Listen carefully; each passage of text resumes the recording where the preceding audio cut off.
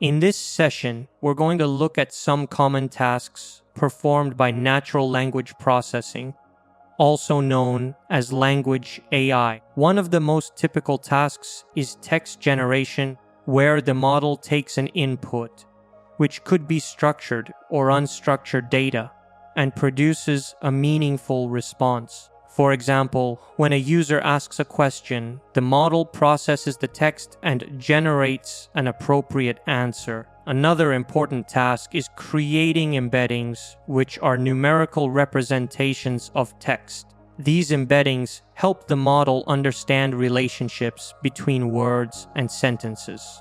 NLP models can also perform classification tasks, such as detecting whether an email is spam or not spam.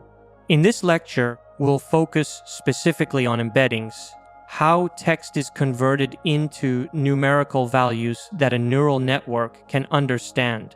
Since neural networks can only process numbers, any input text must first be converted into a numerical form before it can be used for training or inference. Let's understand this with an example. Imagine we have two sentences. This is a cute dog. My cat is cute. First, we split each sentence into individual words, also called tokens. The combined set of all unique words from both sentences forms our vocabulary. Now, when we represent these sentences as a bag of words, we simply count how many times each word appears in the sentence. For example, we might end up with vectors like the ones you see depending on which words are present. Each of these vectors represents how frequently each word occurs. This is our bag of words representation. However, modern models go a step further. Instead of just counting words, they learn vector embeddings, dense numerical representations that capture meaning and context.